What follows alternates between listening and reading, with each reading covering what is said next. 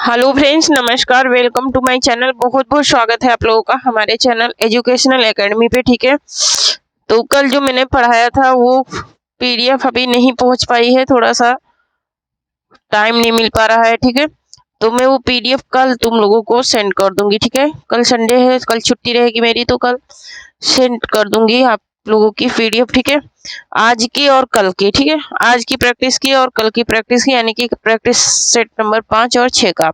ठीक है, तो आज का यहाँ का पहला क्वेश्चन है कि अंधा युग नाटक की समस्या क्या है। अंधा युग नाटक की समस्या क्या है? तो अंधा युग नाटक की जो समस्या है वो है पारिवारिक पारिवारिक समस्या है अंधा युग नाटक की। जो लोग अभी तक सेशन से नहीं जुड़े हैं, जुड़ जाएं जल्दी से। ठीक है, और जो लोग अभी तक शेयर नहीं करे हैं, शेयर कर दें। ठीक है, क्योंकि सेशन बहुत ही महत्वपूर्ण होने वाला है। नेक्स्ट क्वेश्चन है कि अपेक्षा पत्रिका के संपादक है। अपेक्षा पत्रिका के संपादक कौन है? तो तेज सिंह है अपेक्षा पत्रिका के संपादक। आज मैं सिर्फ क्वेश्चन के आंसर ही बताऊंगी। ठीक है, थोड़ा सा टाइम कम है। ठीक है, यहाँ पर देखिए, कल्पना पत्रिका के संस्थापक कौन थे? कल्पना पत्रिका के संस्थापक पूछ रहा है। ठीक है, धर्मवीर भारती थे। कौन थे? धर्मवीर भारती थे कल्पना पत्रिका के संस्थापक। ठीक है, कल आप लोगों ने पढ़ा था संस्थापक। ठीक है, संपादक कल पढ़ा था, तो संपादक कौन थे? भवानी प्रसाद मिश्र थे। लेकिन संस्थापक पूछेगा तो धर्मवीर भारती। ठीक है, नेक्स्ट क्वेश्चन देख लेते हैं। नेक्स्ट क्वेश्चन है कि छायापथ किस विधा की रचना है? छायापथ जो है वो किस विधा की रचना है? ये गद्य काव्य है। ठीक है, क्या है? ये गद्य काव्य है छायापथ। नेक्स्ट क्वेश्चन देख लेते हैं। और जो लोग अभी तक चैनल को सब्सक्राइब नहीं करे हैं, सब्सक्राइब कर लें। ठीक है, और जो लोग टेलीग्राम चैनल से नहीं जुड़े हैं, जुड़ जाएं, क्योंकि वहां पे आपको बहुत सारी पीडीएफ मुफ्त में मिल जाएगी। ठीक है, जिससे कि लाभ ही लाभ होने वाला है। यहाँ पर देखिए, नेक्स्ट क्वेश्चन है, भक्तन को कहा सीकरी सो काम, यह किस कवि की उक्ति है? मतलब किस कवि ने कहा था? तो ये कुंभन दास ने कहा था। किसने कहा था? कुंभन दास ने कहा था। नेक्स्ट क्वेश्चन देखते हैं। नेक्स्ट है कि सही शब्द युग्म, सही युग्म का चयन कीजिए। ठीक है, सही युग्म का चयन करना है यहाँ पर। तो कहने कि भगवत शरण उपाध्याय विलायत यात्रा, देवेंद्र सत्यार्थी तूफानों के बीच, राम वृक्ष बेनीपुरी हिमालय यात्रा, मोहन राकेश आखिरी चट्टान। ठीक है, तो यहाँ पर जो मोहन राकेश का आखिरी चट्टान है, ये ही इनकी रचना का जो जोड़ा है ये सही है, ये मोहन राकेश की रचना है। बाकी के सब क्या है? गलत है। नेक्स्ट क्वेश्चन देख लेते हैं। और जो लोग मेरी कंटेंट की क्लासें नहीं देखे हैं वो जा करके देख ले। मैं व्याख्यात्मक क्लासें भी पढ़ाई हूँ। देखिए, थंबनेल में लिखा होगा व्याख्यात्मक सीरीज, है ना? तो व्याख्यात्मक सीरीज में 20+ क्वेश्चन है। ठीक है, उसके साथ में व्याख्या है, वो क्लासें भी देखिए जाके। ठीक है, वो क्लासें आप लोगों को बहुत ही महत्वपूर्ण साबित होंगी और उनकी मैं पीडीएफ टेलीग्राम चैनल पे सेंड कर दूंगी। ठीक है, अभी थोड़ा सा टाइम का अभाव है। नेक्स्ट क्वेश्चन है कि संविधान के किस अनुच्छेद के उपबंधों के अधीन रहते हुए संसद में कार्य हिंदी में या अंग्रेजी में किया जाएगा? ठीक है, तो किस अनुच्छेद के उपबंधों के रहते हुए, तो किसके रहते हुए किया जाएगा? अनुच्छेद 348 के। यहाँ पर 343 नहीं होगा, 348 के रहते हुए हिंदी में या अंग्रेजी में कार्य किया जाएगा। किसमें? संसद में। नेक्स्ट क्वेश्चन देख लेते हैं। संविधान की 8वीं अनुसूची में बोडो, डोंगरी, मैथिली और संथाली भाषाओं को किस वर्ष शामिल किया गया था? तो ये 2003 में इन भाषाओं को शामिल किया गया था। ठीक है, इन 4 भाषाओं को शामिल किया गया था 2003 में। नेक्स्ट क्वेश्चन देख लेते हैं। नेक्स्ट क्वेश्चन है कि कुटज निबंध के लेखक हैं। तो कुटज निबंध के लेखक कौन है? हजारी प्रसाद द्विवेदी हैं कुटज निबंध के लेखक हैं। ठीक है, नेक्स्ट क्वेश्चन देखते हैं। नेक्स्ट है कि परिशिष्ट उपन्यास किस विषय पर केंद्रित है? परिशिष्ट उपन्यास जो है ये किस विषय पर केंद्रित है? तो ये केंद्रित है राजनीति पर। किस पे? राजनीति पर ये केंद्रित है। नेक्स्ट क्वेश्चन देख लेते हैं। नेक्स्ट क्वेश्चन है क्वेश्चन नंबर 11 है। क्वेश्चन नंबर 11 है कि वाक पत्रिका के वर्तमान संपादक कौन है? ठीक है, वाक पत्रिका के वर्तमान संपादक कौन है? तो वाक पत्रिका के वर्तमान संपादक हैं सुधीर पचौरी। ठीक है, नेक्स्ट क्वेश्चन देख लेते हैं। नेक्स्ट है कि पाली पद की बहुमान्य व्युत्पत्ति है।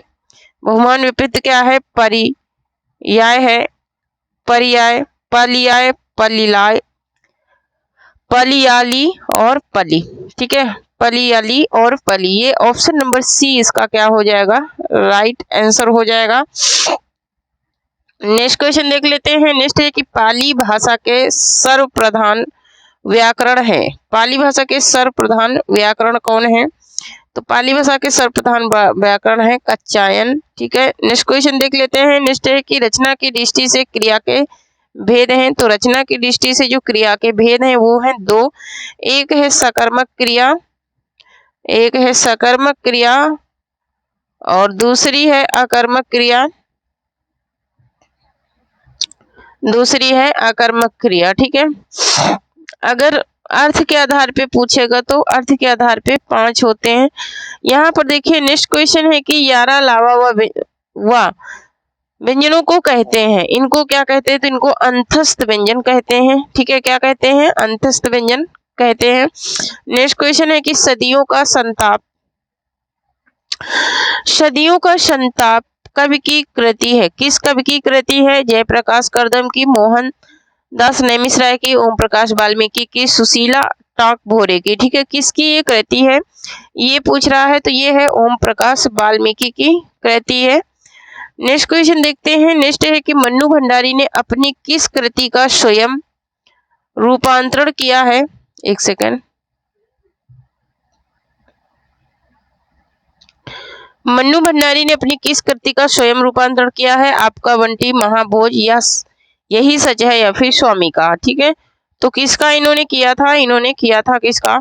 महाभोज का, महाभोज का इन्होंने स्वयं रूपांतरण किया है। नेक्स्ट है कि देवचरित अष्टयाम ग्रंथ की विषय वस्तु क्या है, ठीक है।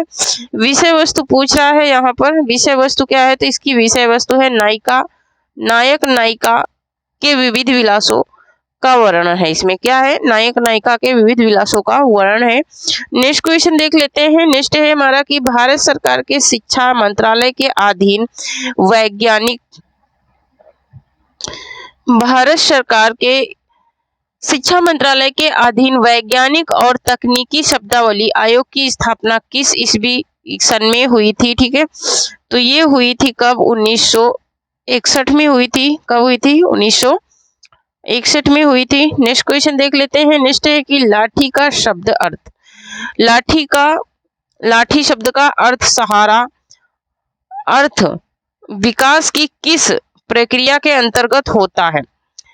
तो ये होता है अमूर्तीकरण के अंतर्गत। किसके अंतर्गत होता है? अमूर्तीकरण के अंतर्गत होता है। नेक्स्ट क्वेश्चन है कि डॉक्टर धीरेन्द्र वर्मा ने वैदिक ध्वनियों की संख्या मानी है। धीरेन्द्र वर्मा ने वैदिक ध्वनियों की संख्या जो मानी है वो 13 स्वर, 39 व्यंजन और 52 व्यंजन है ना। कितने टोटल? 52 वर्णमाला के अक्षर इन्होंने माना है। नेक्स्ट है कि अकाल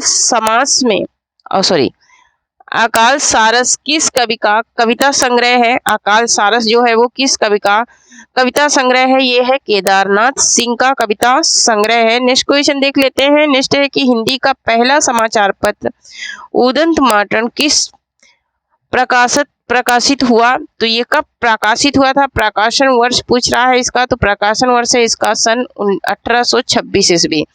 क्या है? 1826 ईस्वी है। नेक्स्ट क्वेश्चन है कि आचार्य शुक्ल ने एडविन अर्नल्ड के आख्यान काव्य लाइट ऑफ एशिया का बुद्ध चरित नाम से किस भाषा में अनुवाद किया? तो इन्होंने बुद्ध चरित के नाम से जो अनुवाद किया था वो किया था ब्रज भाषा में। किसमें किया था? ब्रज भाषा में किया था। नेक्स्ट क्वेश्चन है कि हंस पत्रिका का प्रकाशन कहाँ से हुआ? तो हंस पत्रिका का जो संपादन है क्या मुंबई से या बनारस से या फिर दिल्ली से या फिर जयपुर से? हंस पत्रिका का संपादन कहाँ से हुआ था ये पूछा जा रहा है। तो हंस पत्रिका का संपादन हुआ था बनारस से। कहाँ से हुआ था? बनारस से हुआ था। नेक्स्ट क्वेश्चन देख लेते हैं। नेक्स्ट है कि पद्मावत में कुल सर्गों खंडों की संख्या है। पद्मावत में कुल सर्गों और खंडों की संख्या कितनी है? तो 57 है। कितनी है?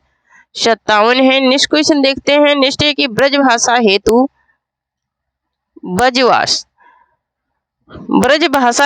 ब्रजवास ही न अनुमानों ऐसे कबिन की बानी हूँ सो जानिए, यह किस कवि की उक्ति है? ये किस कवि की उक्ति है ये पूछ रहा है, तो यह है भिखारी दास की उक्ति है।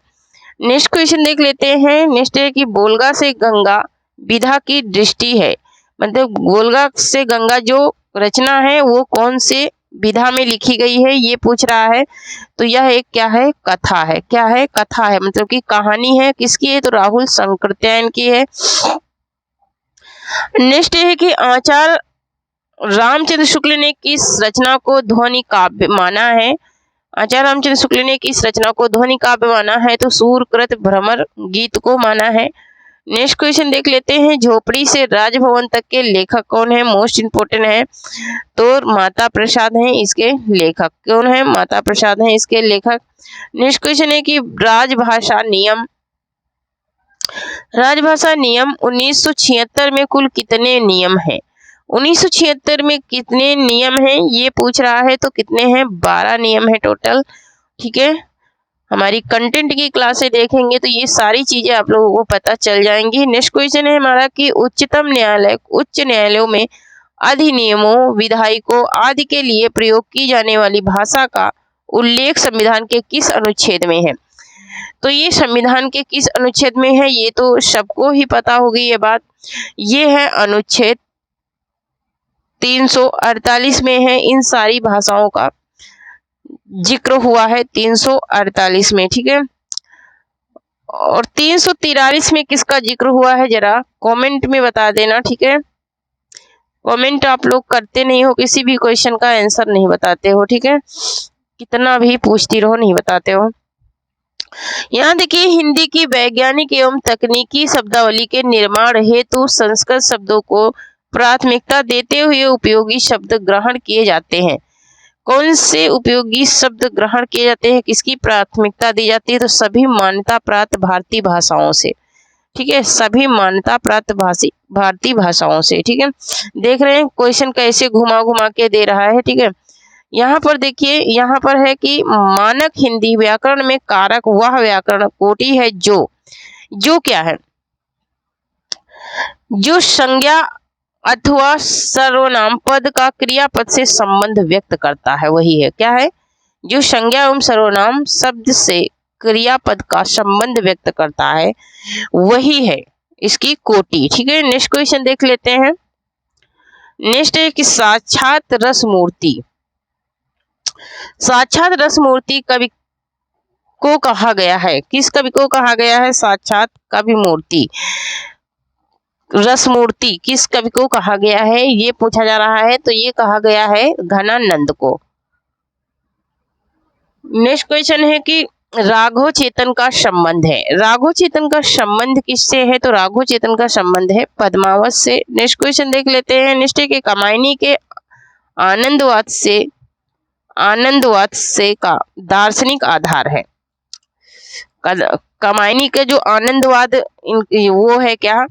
सर्ग। ठीक है, 15 सर्ग है इसमें, तो इसमें जो आनंद सर्ग है उसका संबंध किस दार्शनिक से है ये पूछ रहा है। तो उसका संबंध जो है वो है शैवागम से। ठीक है, किससे है? शैवागम से है। ठीक है, नेक्स्ट क्वेश्चन है बिहारी शक्ति की प्रसिद्धि का प्रमुख कारण है, तो कल्पना की समाहार शक्ति के कारण इनका ये प्रसिद्ध हुए थे। नेक्स्ट क्वेश्चन है कि बूंदी नरेश महाराज भाव सिंह का आश्रित कवि निम्नलिखित में से कौन था? तो इनके जो आश्रित कवि थे वो थे कौन? वो थे मतीराम थे इनके आश्रित कवि। नेक्स्ट क्वेश्चन है कि कामता प्रसाद गुरु का हिंदी व्याकरण विषयक ग्रंथ जो नगरी प्रचारी सभा काशी से प्रकाशित हुआ था उसका नाम क्या था ये पूछ रहा है। उसका नाम था हिंदी व्याकरण। कामता प्रसाद गुरु की जो बुक थी उसका नाम था हिंदी व्याकरण। नेक्स्ट क्वेश्चन देख लेते हैं। नेक्स्ट है कि देवनागरी लिपि का विकास किस लिपि से हुआ है? तो देवनागरी लिपि का जो विकास हुआ है वो हुआ है ब्रह्मी लिपि से। नेक्स्ट क्वेश्चन देख लेते हैं। नेक्स्ट है कि सुनीत कुमार चटर्जी ने आधुनिक भारतीय आर्य भाषाओं के अंतर्गत पूर्वी हिंदी को किस शाखा के भीतर रखा है? इन्होंने किस शाखा के भीतर रखा है ये पूछ रहा है, तो ये पाठ्य शाखा के भीतर रखा गया है। नेक्स्ट क्वेश्चन देख लेते हैं। नेक्स्ट है कि सर्वनाम का रूपांतरण किस कारण से नहीं होता है। तो सर्वनाम का रूपांतरण जो है वो किस कारण के नहीं होता है, तो वो किसके कारण नहीं होता है, वो नहीं होता है लिंग के कारण। ठीक है, लिंग के कारण इसका रूपांतरण नहीं किया जा सकता। नेक्स्ट क्वेश्चन है हिंदी के सर्वनाम में कारक कितने भेद होते हैं। कारक के कितने भेद होते हैं हिंदी के सर्वनाम में। ठीक है, तो कारक के कितने भेद होते हैं हिंदी के सर्वनाम में ये बताना है। तो यहाँ पर ऑप्शन नंबर सी राइट हो जाएगा, 7 भेद होते हैं। नेक्स्ट क्वेश्चन देख लेते हैं। नेक्स्ट है कि हिंदी का प्रथम व्याकरण लिखने वाले विद्वान हैं। तो हिंदी का जो प्रथम व्याकरण लिखे थे वो कौन थे, वो थे जेजुआ केटलर थे। ठीक है, नेक्स्ट क्वेश्चन देखेंगे। नेक्स्ट है कि हिंदी के प्रथम समाचार पत्र का स्वरूप कैसा था। हिंदी का जो प्रथम समाचार पत्र था वो का स्वरूप कैसा था, साप्ताहिक था, मासिक था, या फिर पाक्षिक था, या फिर दैनिक था, या फिर साप्ताहिक था। ठीक है, कैसा स्वरूप था ये पूछ रहा है, तो उसका स्वरूप था साप्ताहिक। कैसा स्वरूप था, साप्ताहिक था, सप्ताह में एक बार निकलता था। नेक्स्ट है कि निम्नलिखित शब्द युग्मों में कौन सा असंगत है। ठीक है, कौन सा सही नहीं है। एक तरफ कुछ शब्द हैं, दूसरी तरफ उनके देश हैं, मतलब किस भाषा का शब्द लिया गया। एक तरफ शब्द है, दूसरी तरफ भाषा, किस भाषा से ये शब्द लिए गए हैं। तो असंगत क्या है, कारतूस जो है ये तुर्की भाषा का शब्द है, ये अंग्रेजी भाषा का नहीं। बाकी कैंची भी सही है, अफसोस भी सही है, फारसी भाषा का है, गमला भी पुर्तगाली का है, ये भी सही है। लेकिन जो कारतूस है ये अंग्रेजी भाषा का शब्द नहीं है। नेक्स्ट क्वेश्चन देख लेते हैं। नेक्स्ट है कि प्रसिद्ध कहानीकार विजयदान देथा की उस कहानी का नाम क्या है जिसे अमोल पालेकर ने पहेली नाम से फिल्म बनाई थी। उसका क्या नाम है ये पूछा जा रहा है, तो उसका नाम है दुविधा। नेक्स्ट है कि अपरूप का कवि कहते हैं। अपरूप का कवि किसे कहते हैं, अपरूप का कवि। ठीक है, तो अपरूप का कवि किसे कहा जाता है, वो कहा जाता है विद्यापति को। नेक्स्ट क्वेश्चन देख लेते हैं। नेक्स्ट है कि भारतेंदु हरिश्चंद्र के निम्नांकित नाटकों में से कौन सा उनका मौलिक नाटक नहीं वरना अनुदित नाटक है। ठीक है, मौलिक ना होकर के वो क्या है, अनुदित है, तो वो है रत्नावली। रत्नावली इनका अनुदित नाटक है। नाटक की जो क्लास है हमारी कंटेंट वाली, वो देख लीजिए, आप लोगों को अनुदित नाटक, मौलिक नाटक के बारे में भी पता चल जाएगा। मानक स्वर कितने होते हैं। ठीक है, मानक स्वर कितने होते हैं, तो मानक स्वर होते हैं 8। नेक्स्ट क्वेश्चन देख लेते हैं। नेक्स्ट है कि किस विद्वान ने देवनागरी लिपि के स्थान पर रोमन लिपि स्वीकार करने का सुझाव दिया था। तो ये सुझाव दिया था किसने, ये दिया था सुनीत कुमार चटर्जी ने। ठीक है, क्वेश्चन हमारे 52 हो चुके हैं। बहुत ही कम समय में मैंने इतने क्वेश्चन करा दिया है। ठीक है, तो क्वेश्चन इतने हो गए तो लाइक तो कर दीजिए, नहीं तो शेयर कीजिए। ठीक है, शेयर कर दीजिए कम से कम। माटी की मूर्ति शीर्षक से रेखा चित्र किस लेखक ने लिखा है, तो रामवृक्ष बेनीपुरी ने लिखा है माटी की मूर्ति। ये इनका रेखा चित्र विधा की रचना है। नेक्स्ट क्वेश्चन है परिंदे कहानी, मोस्ट इंपोर्टेंट है। परिंदे कहानी को हिंदी की पहली कहानी किस आलोचक ने माना है, तो परिंदे कहानी इसको माना है डॉक्टर नामवर सिंह ने पहली कहानी माना है। नेक्स्ट क्वेश्चन देखेंगे, कमेंट में आपको बताना है कि परिंदे कहानी के लेखक कौन है। नेक्स्ट क्वेश्चन है कि मित्र संवाद पत्र साहित्य किनके बीच लिखे गए पत्रों का संग्रह है। ठीक है, ये किनके बीच लिखे गए पत्रों का संग्रह है ये पूछ रहा है। तो यहाँ पर इसका जो राइट आंसर है वो हो जाएगा option number A, Ramvilas Sharma और केदारनाथ अग्रवाल के बीच लिखे गए ये पत्रों का संग्रह है। ठीक है, नेक्स्ट क्वेश्चन है कि लगता नहीं है दिल मेरा आत्मकथा की लेखिका है। लगता नहीं है दिल मेरा आत्मकथा की लेखिका कौन है, ये पूछा जा रहा है। तो वो है कृष्णा अग्निहोत्री।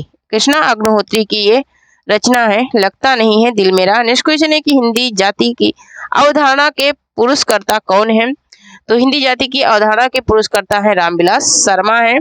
नेक्स्ट क्वेश्चन देख लेते हैं। नेक्स्ट है कि इनमें से कौन सी कृति प्रतिबंधित रही है, कौन सी कृति है जो प्रतिबंधित रही ये पूछा जा रहा है। तो यहाँ पर जो प्रतिबंधित कृति थी वो थी चिनगारियां। ठीक है, चिनगारियां प्रतिबंधित थी। नेक्स्ट क्वेश्चन है कि जगदम्बा बाबू गांव आ रहे हैं कहानी संग्रह किस कथा लेखिका का है, तो जगदम्बा बाबू गांव आ रहे हैं। किस कहानी लेखिका का है? तो ये है किसका? चित्रा मुद्गल का है। किसका है? चित्रा मुद्गल की कहानी है।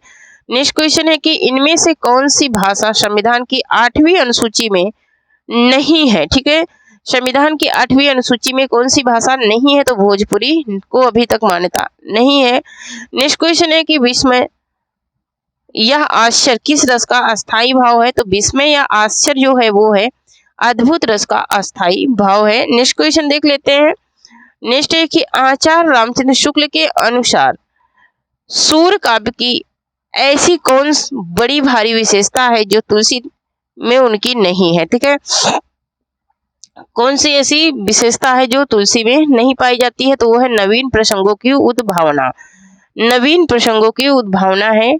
नेक्स्ट क्वेश्चन है कि भाषा वह साधन है, भाषा वह साधन है जिसके द्वारा मनुष्य अपने विचार दूसरों पर भली भांति प्रकट कर सकता है और दूसरों के विचारों को स्पष्टता समझ सकता है। यह परिभाषा किसकी है? ये किसने कहा है? तो ये कहा है कामता प्रसाद गुरु ने। किसने कहा है? कामता प्रसाद गुरु ने कहा है। नेक्स्ट क्वेश्चन है कि लोकनायक वही हो सकता है, मोस्ट इंपोर्टेंट है, लोकनायक वही हो सकता है जो समन्वय करने का अपार धैर्य लेकर आया हो। उनका सारा काव्य समन्वय की विराट चेष्टा है। इन पंक्तियों के लेखक कौन है? तो इन पंक्तियों के लेखक हैं आचार्य हजारी प्रसाद द्विवेदी हैं, या फिर इनका कथन भी कहा जाता है। नेक्स्ट है कि भरत मुनि के रस सूत्र की अनुमितिवाद पर आधारित व्याख्या किस आचार्य की है? ठीक है, तो अनुमित व्याख्या जो है वो है किस आचार्य की? वो है शंकुक की है। ठीक है, किसकी है? शंकुक की है। नेक्स्ट क्वेश्चन देख लेते हैं। सर्वप्रथम किस आलोचक ने नेक्स्ट क्वेश्चन है कि सर्वप्रथम किस आलोचक ने अपने किस ग्रंथ में देव बड़े हैं कि बिहारी विवाद को जन्म दिया है? तो मिश्र बंधु ने दिया है अपने हिंदी नवरत्न में। मिश्र बंधुओं ने ये बात कही है अपने हिंदी नवरत्न में कही है। बांधा था बंधु, यहाँ पर देखिए, बांधा था विधु को किसने इन काली जंजीरों से, मणि वाले फड़ियों का मुख क्या भरा हुआ हीरो से। इन पंक्तियों में कौन सा अलंकार है? अलंकार पूछा जा रहा है यहाँ पर। ठीक है, तो इन पंक्तियों में रूप कतिशोक्ति अलंकार है, क्योंकि रूप को बढ़ा चढ़ा करके वर्णन किया गया है। नेक्स्ट क्वेश्चन है कि देव कवि किस जिले के थे? तो देव कवि थे इटावा के। कहाँ के थे? इटावा के थे। ये क्वेश्चन तो कई बार मैं पढ़ा चुकी हूँ। कहाँ के थे? इटावा जिले के थे। नेक्स्ट क्वेश्चन देख लेते हैं। नेक्स्ट है कि आचार्य रामचंद्र शुक्ल ने हिंदी साहित्य का इतिहास के आधुनिक गद्य साहित्य परंपरा का प्रवर्तन के अंतर्गत प्रथम स्थान की काल विधि निर्धारित की। प्रथम स्थान की काल विधि क्या निर्धारित की थी? संवत 1925 से 1950 विक्रमी तक इन्होंने निर्धारित की है। ठीक है, नेक्स्ट क्वेश्चन देख लेते हैं। क्वेश्चन नंबर 70 है कि अखरावट काव्य कृति के रचयिता कौन है?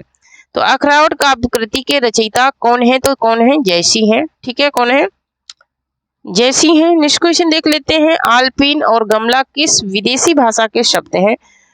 तो ये आल्पिन गमला पुर्तगाली के शब्द हैं। किसके हैं? पुर्तगाली भाषा के शब्द हैं आल्पिन और गमला। नेक्स्ट क्वेश्चन देख लेते हैं। नेक्स्ट है कि भक्ति काल के किस कवि को जड़िया विशेषण से विभूषित किया गया? तो किस कवि को किया गया था? तो ये किया गया था नंददास को। ठीक है, किसको किया गया था? नंददास को किया गया था। नेक्स्ट क्वेश्चन है कि रचना के आधार पर वाक्य के भेद हैं। तो रचना के आधार पर वाक्य के भेद हैं 3। सरल, कौन सा? सरल, संयुक्त और क्या है? मिश्र, है ना। ये 3 वाक्य हैं रचना की दृष्टि से। नेक्स्ट क्वेश्चन है कि कत देखे कामिनी देई, कत देखे कामिनी देई दामिनी को यह बाह थर थरती सो तन फिरे फरासत धन माही किस कवि की पंक्ति है? ठीक है, ये किस कवि की पंक्ति है? तो ये है बिहारी लाल की पंक्तियां हैं। नेक्स्ट क्वेश्चन देख लेते हैं। नेक्स्ट है हमारा कि भरत मुनि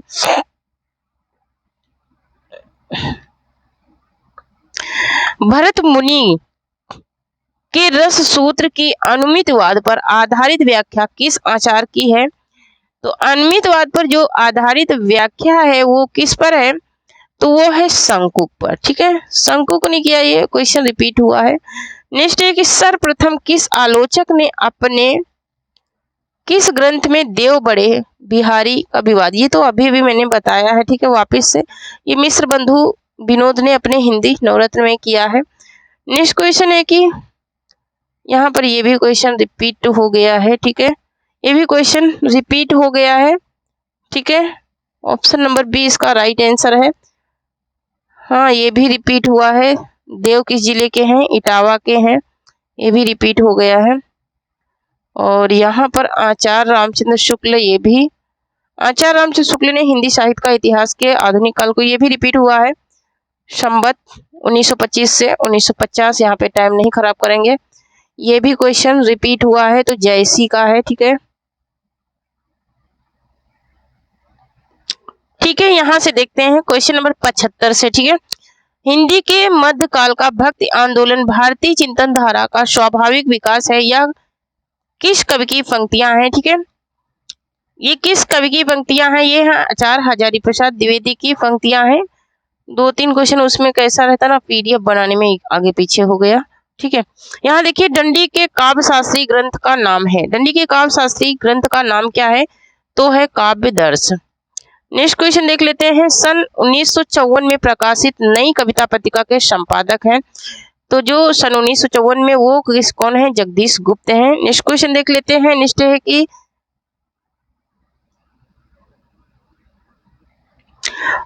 नेक्स्ट क्वेश्चन है कि खलहटी का दूसरा नाम है। तो खलहटी का दूसरा नाम है छत्तीसगढ़ी। ठीक है, क्या है? छत्तीसगढ़ी है। नेक्स्ट क्वेश्चन देख लेते हैं। स्वनिम का अर्थ है। तो स्वनिम का अर्थ जो है वो क्या है? वो है ध्वनि।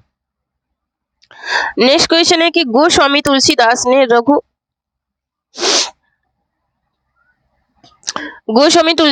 ने रघुनाथ गाथा चरितमानस की रचना किस उद्देश्य से की है? तो इन्होंने स्वतः सुखाय के लिए की है। किसके लिए? स्वतः सुखाय के लिए की है।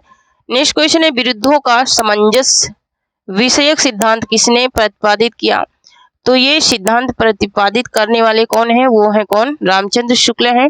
नेक्स्ट क्वेश्चन देख लेते हैं। किस सूफी कवि की रचना में दोहा चौपाई के स्थान पर बरवे चौपाई छंद का प्रयोग हुआ है? कौन सी सूफी कवि हैं? तो वो है कौन? नूर मोहम्मद है।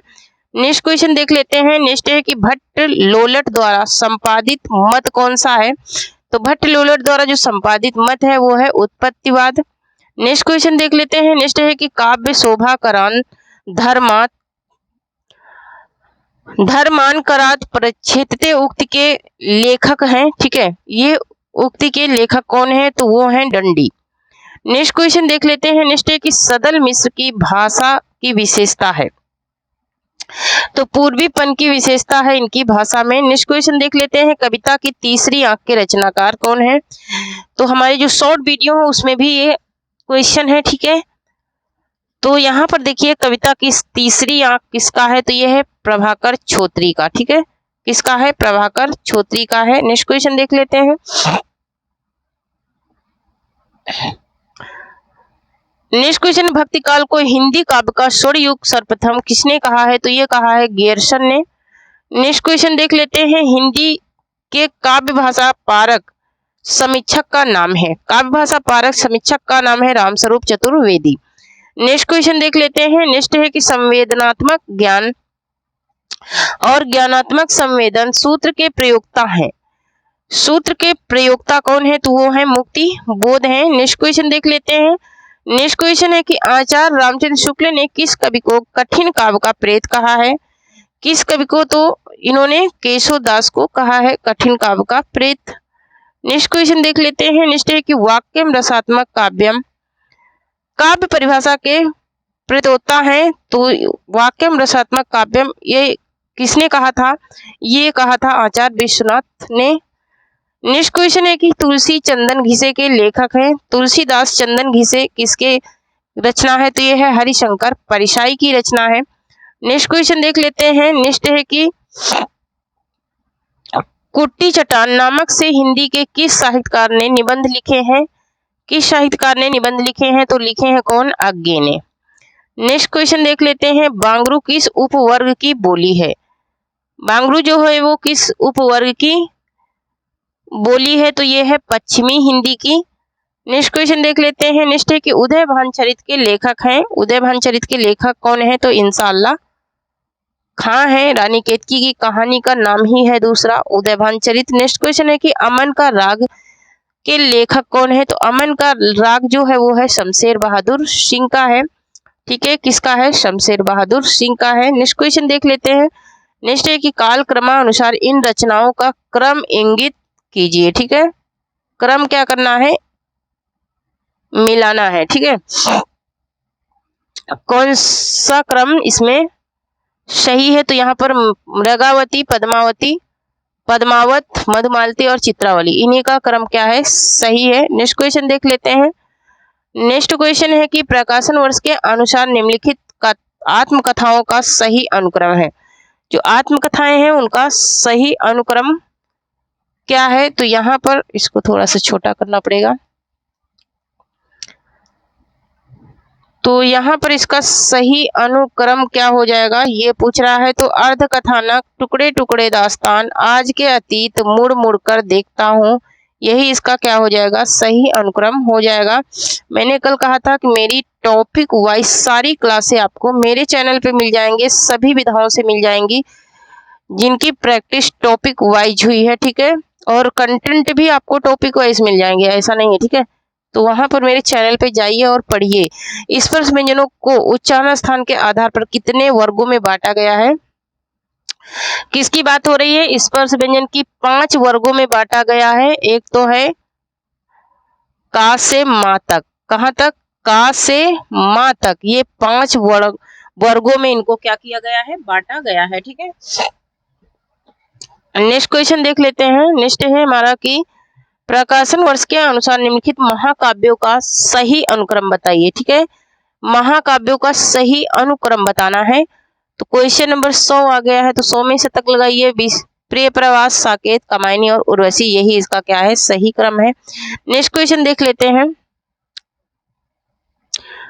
101 नंबर क्वेश्चन है कि राम नरेश त्रिपाठी ने हिंदी, उर्दू, बांग्ला और संस्कृत की लोकप्रिय कविताओं का संकलन कितने भागों में किया है?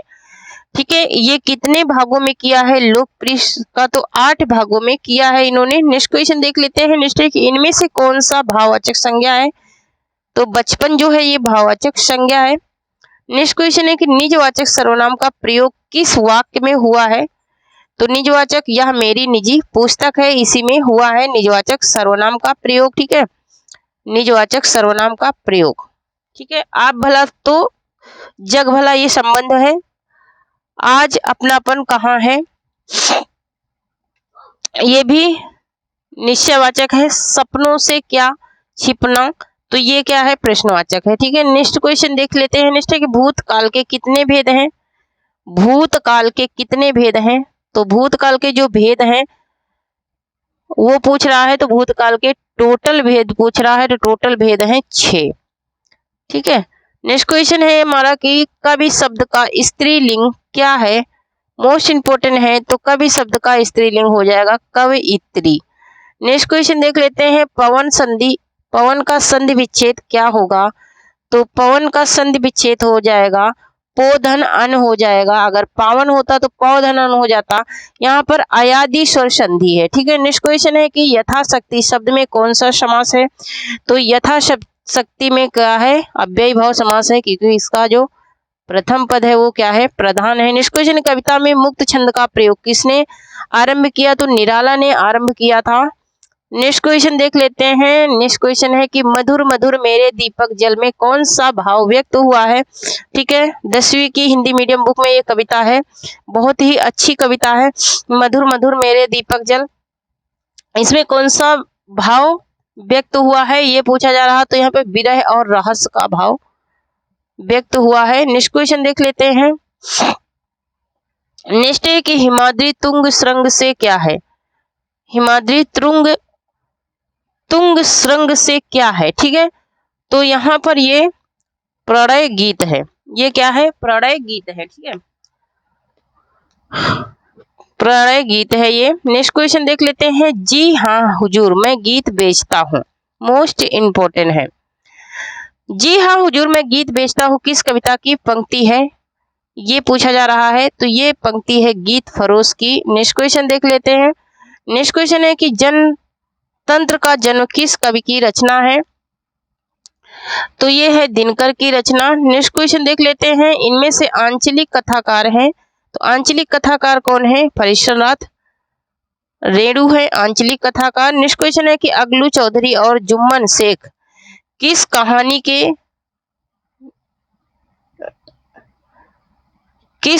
के पात्र हैं? किस कहानी के पात्र हैं? तो ये किस कहानी के पात्र हैं ये पूछा जा रहा है। तो यह पंच परमेश्वर के प्रेमचंद की कहानी है। नेक्स्ट क्वेश्चन है दिल्ली में एक मौत किस कहानीकार की रचना है? दिल्ली में एक मौत किस कहानीकार की रचना है? यह है कमलेश्वर की। नेक्स्ट क्वेश्चन देख लेते हैं। नेक्स्ट है कि भारत विभाजन और सांप्रदायिकता की घटनाओं से संबंधित कौन सी कहानी है? तो यह है लाल पान की बेगम। ये कहानी मैं पढ़ाई हूँ बहुत, सॉरी लाल पान की बेगम नहीं, मलबे का मालिक। क्या है? मलबे का मालिक है। ठीक है, ये कहानी भी मैं पढ़ाई हूँ कंटेंट में, आप पढ़ लीजिए जाकर के। वापसी कहानी में किस पात्र की वापसी का जिक्र है? वापसी कहानी में जो जिक्र है वो है गदाधर बाबू का। किसका है? गदाधर बाबू का जिक्र है। नेक्स्ट क्वेश्चन है कि शिव का विशेषण क्या है? शिव का विशेषण क्या हो जाएगा? तो शिव का विशेषण हो जाएगा शैव। नेक्स्ट क्वेश्चन है कि अंधे की लकड़ी का अर्थ क्या है? अंधे की लकड़ी का अर्थ क्या है? एकमात्र सहारा होता है। नेक्स्ट क्वेश्चन देख लेते हैं। बीरू और जय में चोली दामन का साथ है रेखांकित मुहावरे का अर्थ है। तो इस मुहावरे का अर्थ हो जाएगा एक दूसरे से मित्रता। क्या हो जाए? सॉरी, एक दूसरे पर निर्भरता हो जाएगा। नेक्स्ट क्वेश्चन है कि टिस्पस लगाना का अर्थ क्या हो जाएगा? तो टिस्पस लगाना का अर्थ हो जाएगा सिफारिश करना। नेक्स्ट क्वेश्चन है कि जो गणना योग्य ना हो उसे क्या कहेंगे? उसे कहेंगे असंख्य। नेक्स्ट क्वेश्चन देख लेंगे। नेक्स्ट है कि शिव की आराधना करने वाले को क्या कहते हैं? तो शिव की आराधना करने वाले को क्या कहते हैं? शैव कहते हैं। नेक्स्ट क्वेश्चन देख लेते हैं। किसी संस्था के 25 वर्ष पूरे होने वाले उत्सव के लिए शब्द है। एक शब्द क्या है? तो वो है रजत जयंती। क्या है? रजत जयंती है। नेक्स्ट क्वेश्चन देख लेते हैं। नेक्स्ट है कि उज्जवल का सही संधि विच्छेद होगा, तो उत धन ज्वल हो जाएगा। यहाँ पर व्यंजन संधि है। तो थैंक यू फ्रेंड्स, आज के लिए इतना ही। तब तक के लिए जय हिंद, जय भारत। आप लोग पढ़ते रहे, हंसते रहे, मुस्कुराते रहे, स्वस्थ रहे, मस्त रहे। और जो लोग अभी तक चैनल से नहीं जुड़े हैं, चैनल से जरूर जुड़ जाएं। ठीक है, चैनल से जुड़ने से आपको बहुत ज़्यादा फायदा होगा। ठीक है, बहुत ही अच्छे कंटेंट आपको यहाँ से मिल जाएंगे, प्रैक्टिस मिल जाएंगे। ठीक है, तो थैंक यू, जय हिंद, जय भारत। PDF के लिए टेलीग्राम चैनल से जुड़िए। ठीक है।